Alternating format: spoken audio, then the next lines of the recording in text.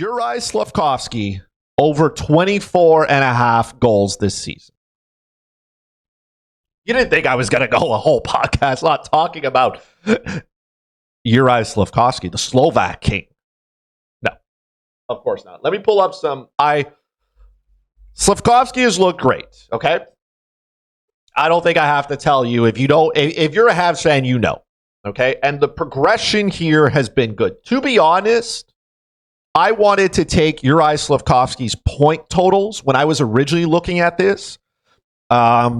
I bet on Bet365. You could probably find odds elsewhere, wherever. Shop around your odds, of course. Different books have different prices. I wanted to take Slafkovsky's over in points because it was ridiculously low. It was not even at the 60 mark. I forget what it was. I think it was like 58 or something. And I wanted to smash the over there. Okay. Just being honest. But on Bet365, they took that off the book. So instead, I'm like, well, let's take a look at his goal total. Right? Because I think that the Montreal Canadiens are going to be in a very good spot this year. Specifically, Juraj Slafkovsky. I think he's figured out how to play with his body more and to be more dominant and more assertive. Okay? Here's a couple of things. Last season, he played all 82 games. Okay? The year before that, obviously, he was hurt. He played all 82 games. I expect him to play as many. Or to maybe miss a couple, but I don't expect, again, I'm knocking on wood here. I'm not expecting anything bad. Okay? I'm just saying that. He had 20 goals, 30 assists, 50 points in 82 games. This is his third season now. Okay? He's played 121 NHL games. I think this is the part in the curve where you really get exponential here. I don't think he flirts with a point per game per seat this year. Although I do think he can top 60 and probably 70 points.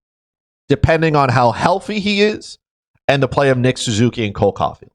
The key factor here is as well as he's playing with Nick Suzuki and Cole Caulfield. I also expect him to see top power play minutes. So there's a lot of things that are working for Juraj Slafkovsky here. It still took him half a season last year to get to where it was. It wasn't a great start for Juraj.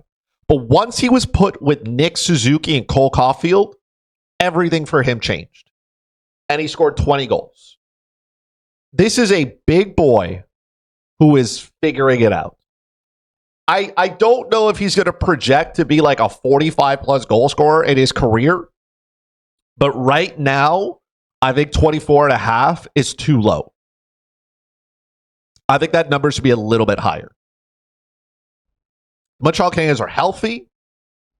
Knock on wood. Start the year. They have a very good second line as well. Kirby Dach and Patrick Laine there, and whoever else you want to play. With Newhook is playing the wing there.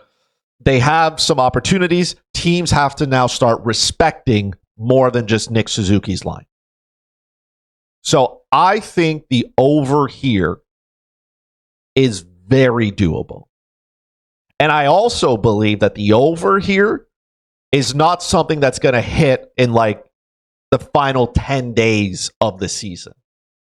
Right? I feel like this bet could be wrapped up early March. That kind of thing. And again, a lot of things have to go right here. You can't predict injuries and all that kind of jazz. But I like the over here. I really do. I think this number should be higher. I expect it to climb. So I expect on opening night when the puck drops from Montreal that the over total is going to be different for Juraj Slafkovsky. It's probably going to go up. I expect this to maybe close at 26 and a half goals, especially if Slafkovsky has a really good preseason. I didn't do his points because, like I said, they took it off the board. If you can find his point total, anything over 60 in my mind is money. It's just money. So I'm going to sit here over 25 and a half, over 24 and a half goals. I like that value.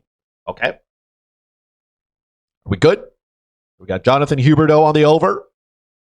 We got Juraj Slafkovsky on the over. Everybody good till now? I'll give you a moment if you want to take out your pad. your notepads, write them down. Okay. Good. Next.